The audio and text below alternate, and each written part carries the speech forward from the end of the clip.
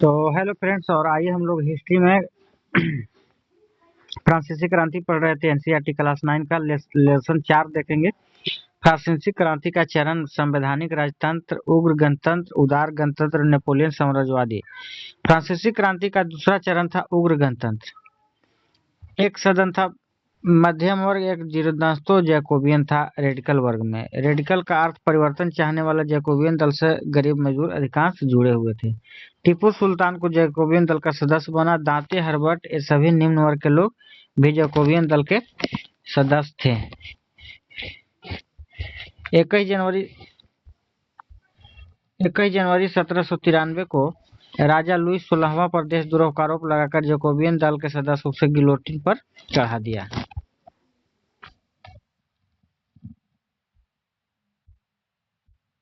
1793 से लेकर 1794 तक रॉबespierre फ्रांस में आतंक राज फैला दिया। इन्होंने फ्रांस के राजा लुई 16वां को गिलोटिन चढ़ा दिया, सारे चर्च के संपत्ति को जब्त कर लिया और चर्च को बंद करा दिया। यदि पादरी इसके खिलाफ कुछ बोले तो उसे भी गिलोटिन चढ़ा दिया। चर्च के भवन में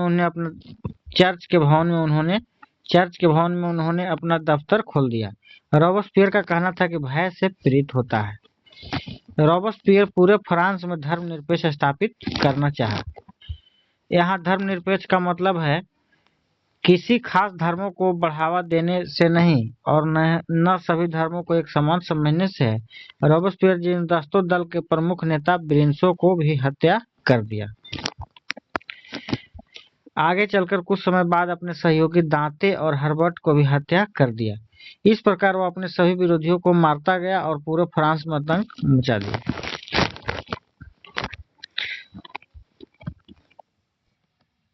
रॉबespierre के द्वारा ड्रेस पहनने पर नियम बनाया गया। रॉबespierre का ड्रेस कुलौत और ब्रीचेस। कुलौत जो था धारीदार लंबी पलूट जैसी थी, इसे गरीब लोग पहनते थे। इसके साथ लाल टोपी भी पहनना था। और ब्रीचेस था, घुटना तक पहना जाता था, इसे कुलीन लोग पहनते थे। रॉबespierre सभी को ब्रीचेस की जगह कुलौत पहनने को कहा।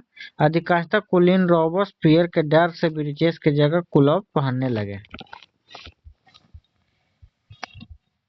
पहले किसी पुरुष को मॉन्स्यूर कहा जाता था और महिला को मदाम कहा जाता था। इस मॉन्स्यूर के बदले रॉबespierre सितोयन तथा मदाम के बदले सितोयन सभी लोगों को बोलने कहा। मॉन्स्क्यूर महाशय के बदले सितोयन बोलने कहा नागरिक को, और मदाम महोदय के बदले सितोयन नागरिका बोलने कहा। रॉबespierre के आतंक राज को देखकर एक फ्रांसीसी पत्रकार डेस्मोलिनस रॉबर्ट्स पर कुछ टिप्पणी करता है और कहता है कि अपना पत्रिका के माध्यम से कि क्रांति अभी शिशु अवस्था में है, अभी इसे अनुशासन से पालने की अवस्था है ताकि वह योग्य बन सके। लेकिन जो यह हम देख रहे हैं, अनुशासन गड़बड़ हो रहा है और क्रांति शिशु अवस्था में ही बिगड़ने का डर है। डेसमोल्सियन ने स्वतंत्रता के अर्थ को बताने की कोशिश किया, लेकिन रॉबespierre इसे भी गिलोटिन पर चढ़ा दिया, सूली पर चढ़ा दिया। जुलाई 1794 को रॉबespierre को धोखे से बंदी बना लिया गया और अंततः रॉबespierre को भी गिलोटिन पे चढ़ा दिया गया। फ्रांसीसी क्रांति के तीसरा चरण होता है उदार गणतंत्र। उदार लोग, नॉर्मल लोग 1795 से 1799 तक रहा। इस चरण में मध्यम वर्ग का प्रभाव बढ़ गया। 1795 में मध्यम वर्ग के द्वारा द्विसदनीय विधानमंडल बनाया गया। विधानमंडल द्विसदनीय शासन के व्यवस्था राजा के पास न होकर 5 डायरेक्टर के हाथों सौंपा गया। इन डायरेक्टर के द्वारा किए गए शासन को डायरेक्टरी शासन कहा गया। नेपोलियन बोनापार्ट सेना का कमांडर था। इंग्लैंड के पास नौसेना की ताकत काफी मजबूत थी। नेपोलियन बोनापार्ट को 5 डायरेक्टर मिलकर इसे सेना का हेड बनाया और उसे समुद्री लुटेरों के साथ युद्ध करने को कहा।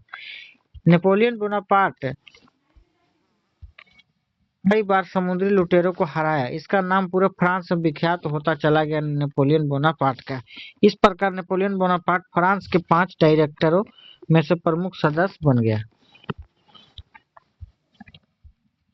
नेपोलियन बोनापार्ट इस डायरेक्टरी व्यवस्था को 4 सदस्यीय कौंसिल व्यवस्था में बदल दिया और इसमें एक प्रधान कौंसिल को रखा तथा 3 इस प्रधान कौंसिल के सहयोगी का रखा।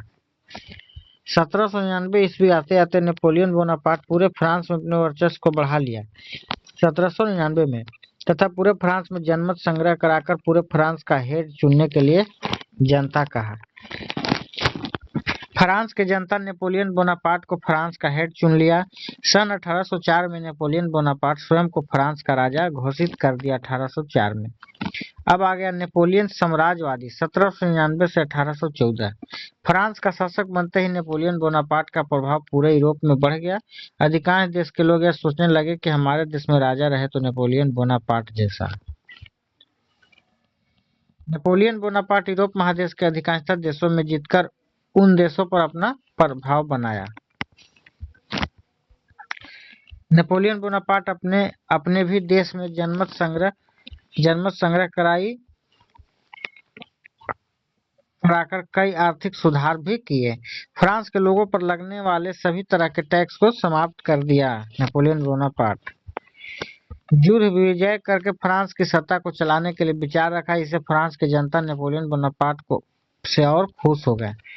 नेपोलियन बोनापार्ट को पूरे फ्रांस में सड़क और रेल के जाल बिछाया। नेपोलियन बोनापार्ट तथा 1806 में उन्होंने बैंक ऑफ फ्रांस का गठन किया। 1806 में नेपोलियन बोनापार्ट उद्योग से निर्मित सभी वस्तुओं को प्रदर्शनी लगाने का और साथ ही सभी लोगों को स्वदेशी वस्तुओं को अपनाने कहा। इस प्रकार नेपोलियन बोनापार्ट ने समानता के मुद्दा को राष्ट्रीयता और सैन्य मुद्दा बना दिया। नेपोलियन बोनापार्ट के कानून संहिता। अब देखेंगे नेपोलियन बोनापार्ट के कानून संहिता नेपोलियन कोड। किसी को विशेषाधिकार नहीं होगा। कोड में लिखा हुआ था सामंतों को कोई शक्ति नहीं होगी।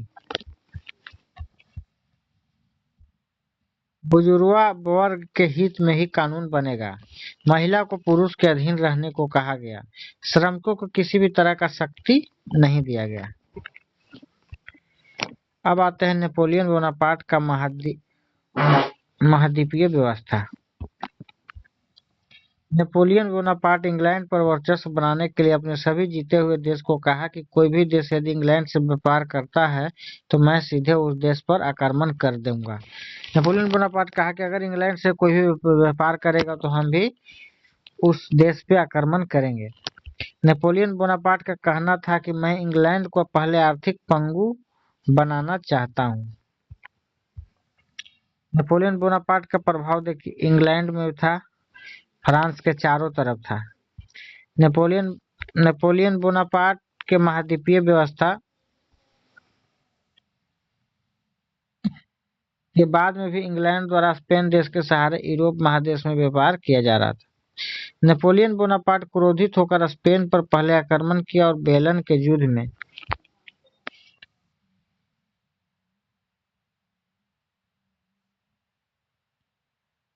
युद्ध में स्पेन को नेपोलियन बोनापार्ट ने हरा दिया तथा अपने भाई जोसेफ बोनापार्ट को स्पेन का शासक घोषित किया।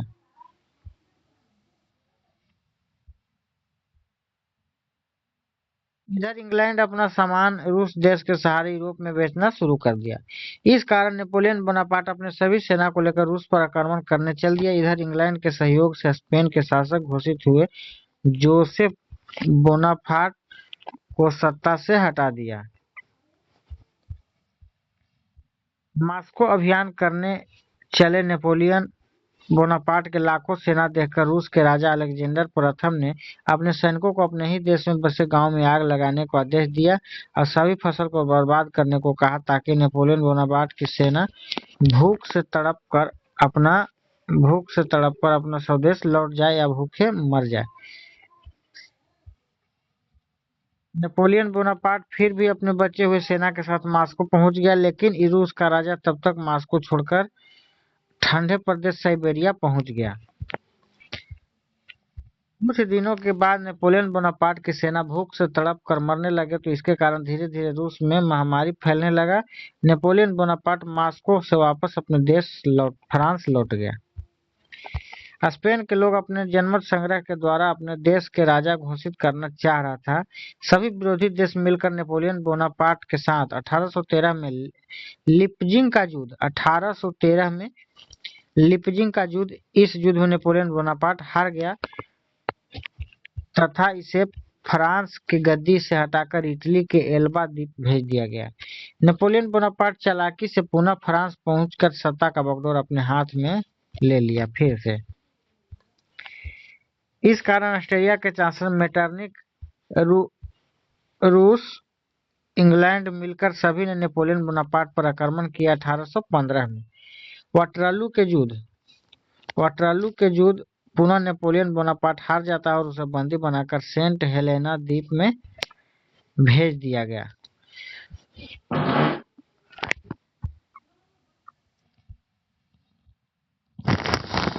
अब आते हैं लेसन 5। लेसन 5 हम लोग देखेंगे नेपोलियन बोनापार्ट का जीवन परिचय अगले क्लास में।